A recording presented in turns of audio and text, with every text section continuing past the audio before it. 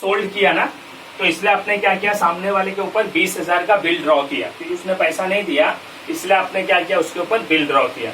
मान लीजिए कि ये इसको भूल जाओ, हाँ ये सब रेलेवेंट भूल जाओ, मैं एक टॉपिक की बात कर रहा हूँ। मान लीजिए कि आपको किसी को पैसा देना है, ऐसा होता है कि नहीं, सपोज आपको किसी को, अरे होता ही है, आपको किसी को पैसा देना है, ठीक है, तो पैसा देने की जगह पर आप क्या करते हैं कि उसको किसी और के पास ढकेल दे, मतलब ऐसा कि सपोज आपने किसी को पैसा देना है, तो पैसे की जगह पर आप क्या करेंगे, उसको बिल दे देंगे कि ये बिल लो। ऐसा होता है ना, जैसा कि आपको किसी को पैसा देना है और आपको किसी से पैसा लेना, तो आप क्या करते हैं, वो सामने वाले बंदे को जिसको देना है उसको किससे मिला लेंगे, जिससे लेना रहेगा, इससे ले लेना पैसा करके हो जाएगा काम। वैसा ही यहाँ पर आप क्या करेंगे, सपोज आपको किसी को पैसा देना रहेगा, ठीक है, हाँ सपोज ऐसा हो गया कि आपको अभी क्लास का फीस पे करना है, ठीक है, तो क्लास का फीस पे करना है और अभी सपोज आपके पास पैसा नहीं है, लेकिन हाँ आपके पास बिल है, ले बाबू बिल तो है, ठीक है, फिर आप क्या करेंगे, आप डायरेक्ट जाएंगे और विवेक सर को क्या करेंगे, या क्लास में क्या करेंगे, सीधा ऐसा बिल दे देंगे, सर 1 महीने बाद ना आपको 20,000 मिल जाएगा करके।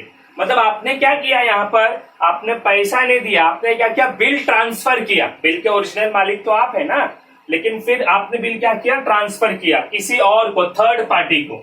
जब आप बिल ट्रांसफर करते हैं ना, तो उसको यहाँ पर क्या कहते हैं,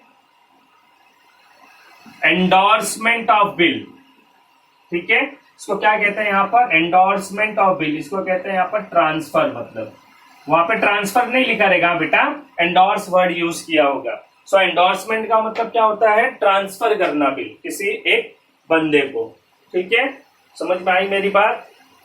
ओके, तो ये हो गया आपका एंडोर्समेंट ऑफ बिल। कितने टॉपिक हो गए आपके, 8 टॉपिक हो गए, ठीक है। अभी यहाँ पर 9th टॉपिक, ठीक है, ये सारे टॉपिक मैं क्यों क्लियर कर रहा हूं, क्योंकि ये सब जर्नल एंट्री में आएंगे, आपको तो मीनिंग पता होगा, तो आपको आसानी होगी एंट्रीज पास करने में, ठीक है। ये हो गया। इसके बाद आप करेंगे, इसके बाद आता है पॉइंट इंसॉल्वेंट।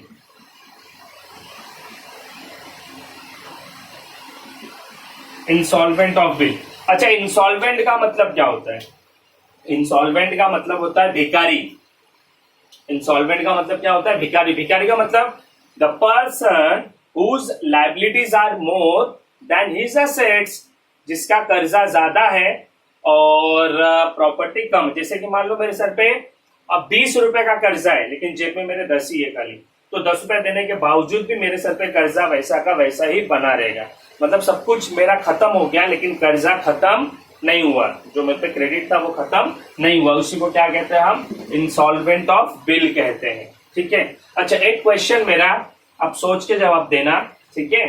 इंसॉल्वेंट का मतलब मैंने क्या बोला, भिखारी होना। अच्छा, भिखारी कौन होगा, पैसा लेने वाला, कोई भी हो सकता है, पर एक लॉजिकल थोड़ा सा, आपको पैसा लेना है सामने वाले से, ठीक है, तो आप दोनों में से भिखारी होने के चांसेस किसके रहेंगे, जिसको, जो पैसा देने वाला है, मतलब सामने वाला बंदा। तो इंसॉल्वेंट कौन होगा, सामने वाला बंदा इंसॉल्वेंट होगा। अच्छा, अब मेरा क्वेश्चन आप लोगों के लिए है कि अगर सामने वाला बंदा इंसॉल्वेंट हो जाता है, ठीक है ना, अगर सामने वाला बंदा इंसॉल्वेंट हो जाता है, तो मेरे को ये बताइए, वो जो 20, ये रेन्यूअल भूल जाना, हाँ हम लोग ये 20,000 पे चलते हैं, कि मान लीजिए सामने वाला बंदा इंसॉल्वेंट हो गया, तो वो आपको 2 महीने के बाद 20,000 दे पाएगा क्या? 2 महीने बाद अगर वो इंसॉल्वेंट हो जाता है तो आपको 20,000 दे पाएगा क्या? आई होप कि आप लोगों ने नहीं बोला सर नहीं दे पाएगा, क्योंकि वो भिखारी हो गया, तो देगा कहां से वो। अच्छा, तो आपको पैसा मिला, बिल का पैसा मिला, तो आप बोलेंगे सर नहीं मिला होगा। क्यों नहीं मिला भैया? क्योंकि सर वो भिखारी होगा तो कैसे देगा? क्या भी सर आप बोल रहे हैं, तो नहीं देगा ना, ठीक है। अच्छा, बिल का पैसा आपको नहीं मिला, बिल का पैसा आपको नहीं मिला, तो इसका मतलब बिल क्या हो गया? बिल क्या हो गया? बाउंस हो गया। क्या हो गया? बिल बाउंस हो गया। बिल बाउंस होना, तो चेक बाउंस होता है बेटा, तो बिल क्या होता है? बिल क्या होता है? डिसऑनर होता है। क्या होता है? बिल डिसऑनर, क्योंकि पूरा पैसा मिला क्या? नहीं मिला। तो इंसॉल्वेंट का नाम लेते, जैसे रेन्यूअल में कितनी गाड़ी थी? 1 2 3 4, उसी तरह इंसॉल्वेंट में भी एंट्रीज है, ठीक है। एक अभी आपने बोला ना सर डिसऑनर हो जाएगा बिल, क्योंकि आपको पूरा पैसा नहीं मिलता है, डिसऑनर ऑफ बिल, ठीक है, ये हो गया डिसऑनर। अब नेक्स्ट ऐसा आता है कि सामने वाला बंदा 20,000 तो नहीं दे सकता है, बट कितना दे सकता है आपको? 25 पैसे दे सकता है।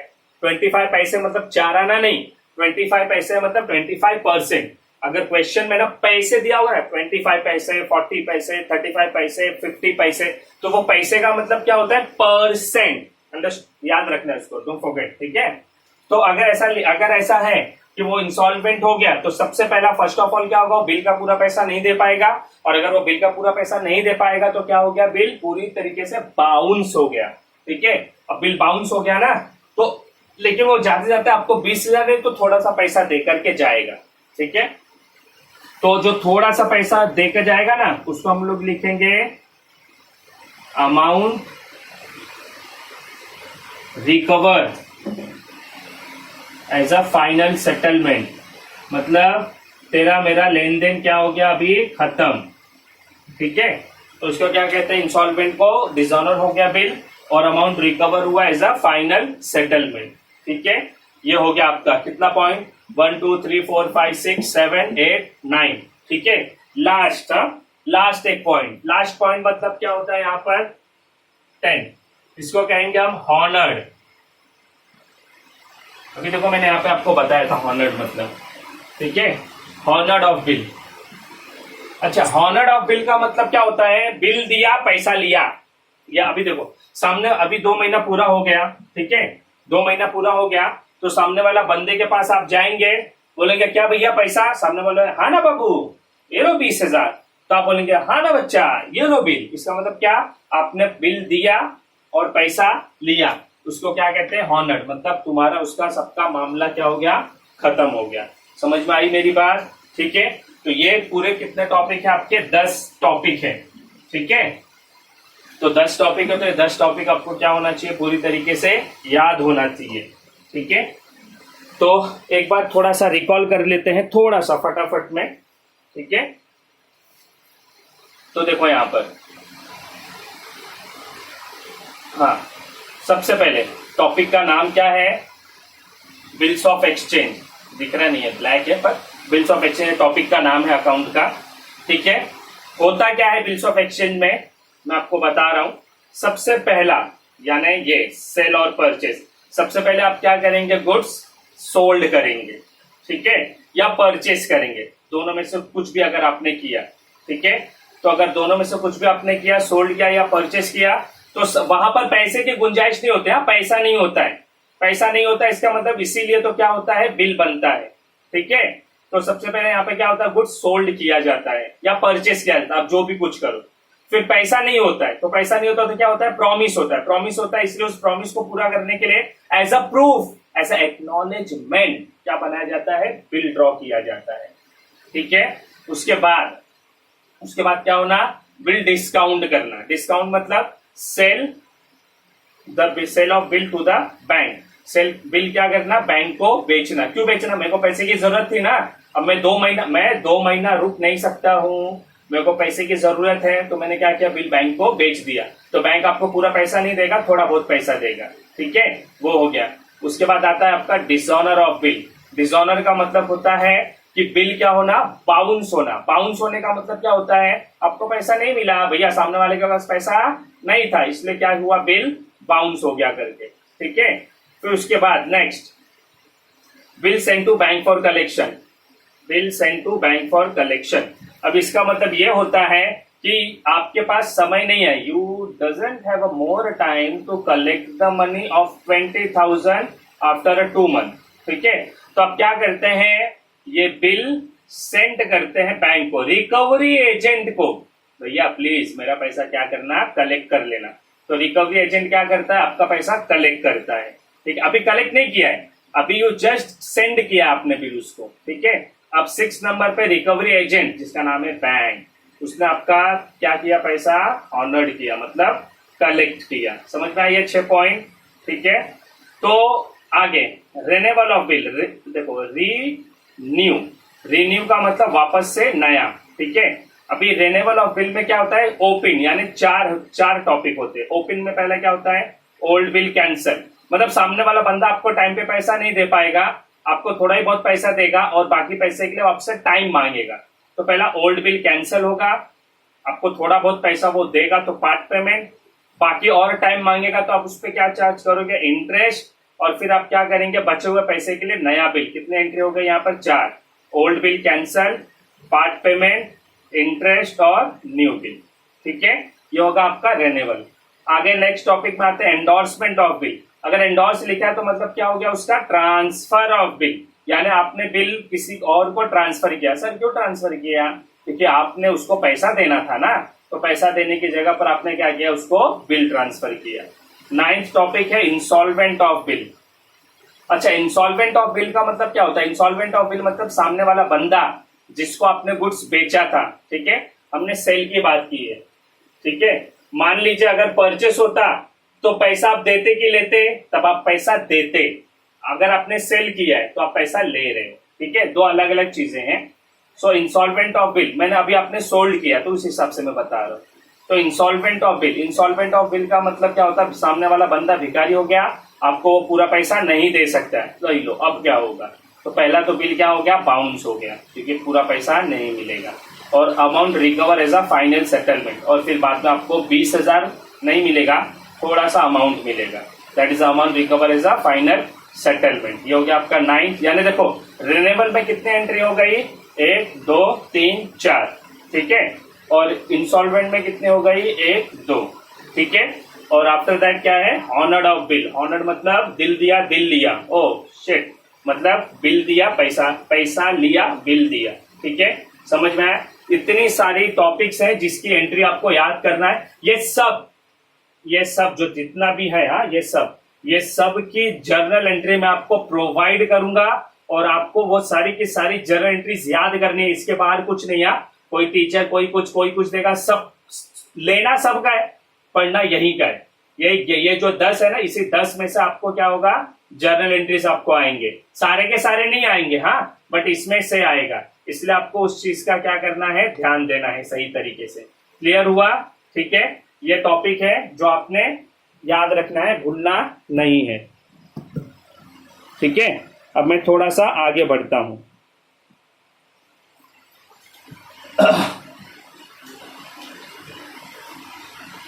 इसका एक हो सकेगा तो नहीं, अभी मैं जर्नल एंट्री दूंगा तो ये सब लिखा रहेगा, ठीक है।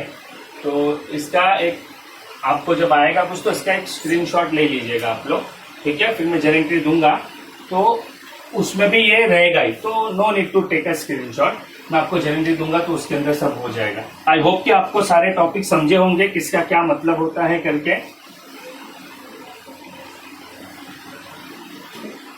ठीक है, ओके। अभी मैंने क्या बोला था, देखो बिल का अमाउंट कितना है, 20,000 है। आपको मिलेगा कितने महीने के बाद, 2 महीने के बाद। अच्छा ठीक है, आज क्या डेट है, आज क्या डेट है, आज क्या डेट है, आज 10 जून, हाँ बरोबर, आज 10 जून है, ठीक है। मान लीजिए आपने 10 जून को, आज 10 जून को 2 महीने के लिए बिल बनाया, ठीक है, 2 महीने के लिए बिल बनाया किसी एक बंदे के ऊपर। किसके ऊपर बिल बनाओगे, चलो किसी एक मिस्टर एक्स के ऊपर बनाते हैं, ठीक है।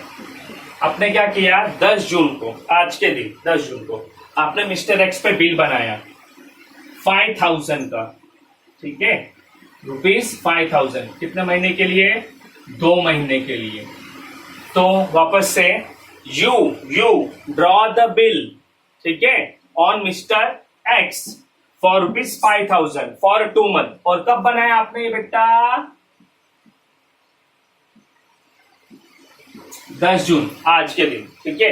अब मेरे को बताओ 2 महीने के बाद क्या डेट आएगा, 2 महीने के बाद, तो फटाफट आपने 10 जून को बिल ड्रॉ किया है आज के दिन, 2 महीने के बाद क्या डेट आएगा, आप बोलेंगे 10 जून से 10 जुलाई, 1 महीना, 10 जुलाई से 10 अगस्त, 2 महीना।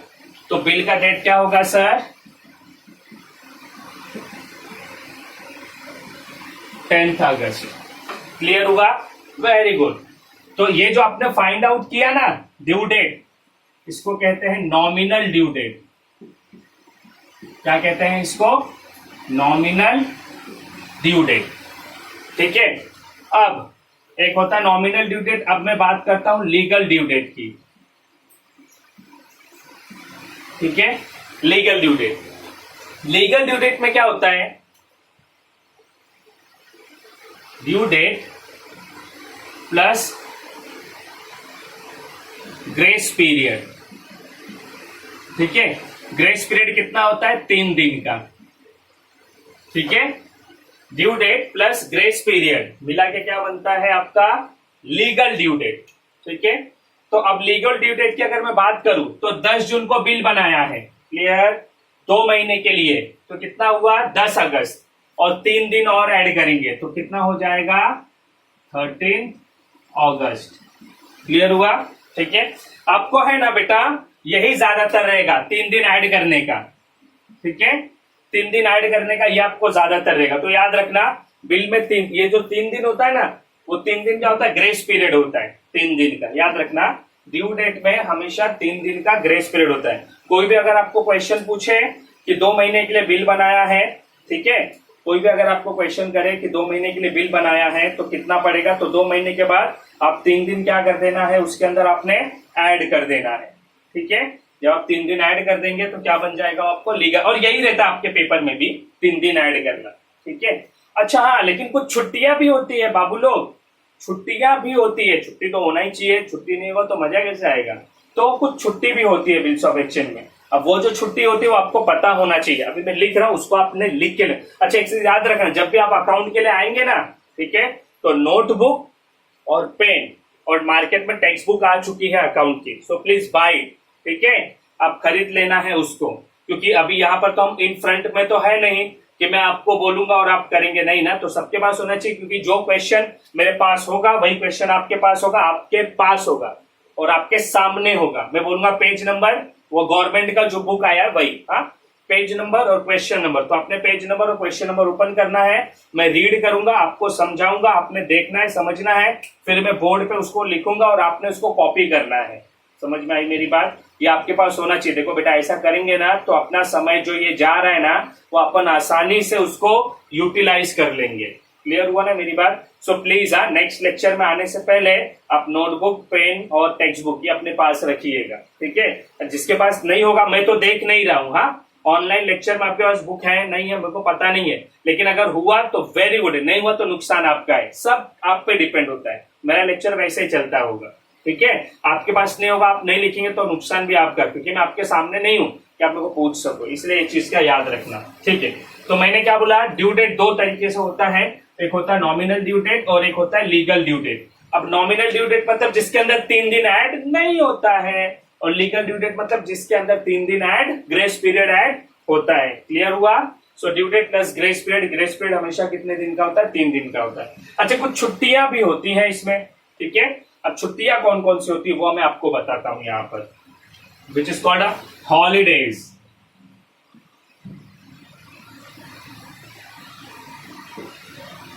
ठीक है।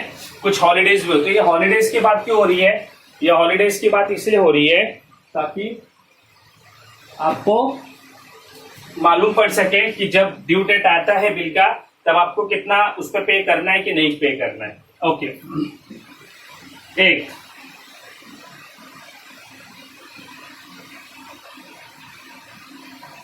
26 जनवरी,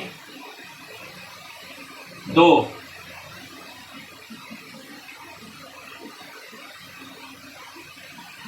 15 अगस्त, 3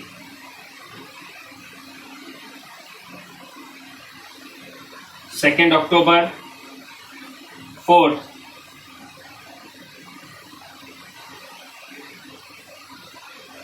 14 फरवरी, ठीक है। ये सब ड्राई डे है, ओ सॉरी ड्राई डे बोला तो तुम लोग भी, ठीक है। ये सब दिन क्या होता है, छुट्टियां होती है, ठीक है। तो 26 जनवरी को क्या है मालूम है ना, आपकी आवाज नहीं आ रही, 26 जनवरी को अपना क्या होता है, अपना रिपब्लिक डे होता है, ठीक है।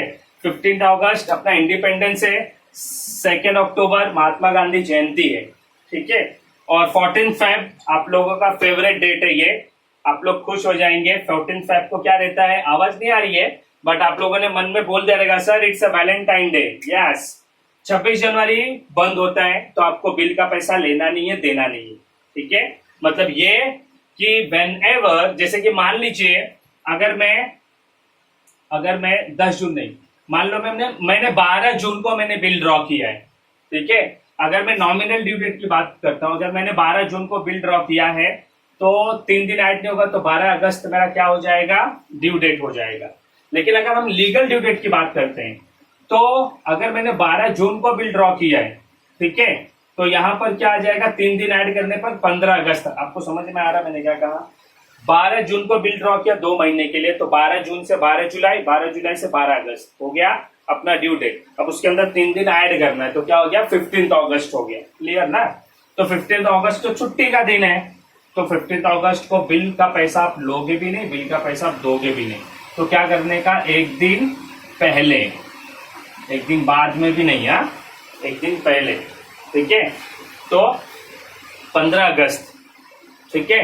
अगर 26 जनवरी आ गया तो 26 जनवरी को पैसा नहीं देने का, कभी देने का एक दिन पहले, 25 जनवरी को।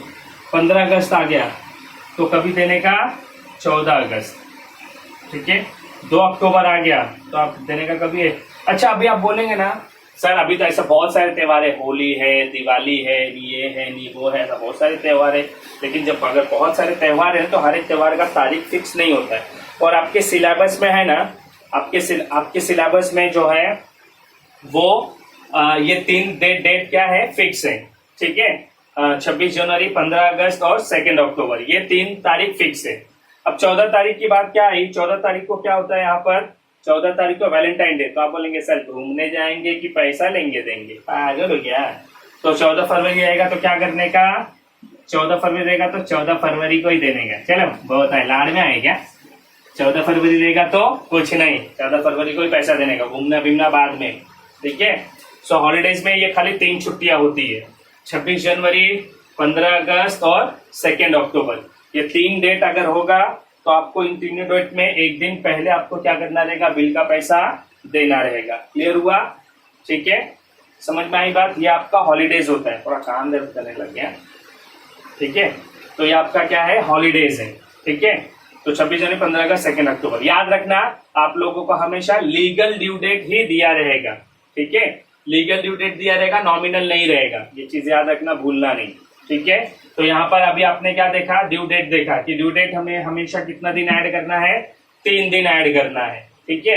अच्छा, ड्यू डेट हमेशा मंथ का भी नहीं होता बच्चा, ड्यू डेट डेज में भी होता है। जैसे 84 डेज के लिए दिया है तो कौन सी तारीख आएगी, 90 डेज के लिए दिया है तो कौन सी डेट आएगी, 45 डेज दिया है, मतलब ऐसा जरूरी नहीं है। अभी मैंने आपको क्या बोला, आपने 2 महीने के लिए क्या किया है, बिल एक्सेप्ट किया है या बिल ड्रॉ किया है, तो महीना हो गया ना। कहीं कहीं पर कैसा होता है 45 डेज, 30 डेज।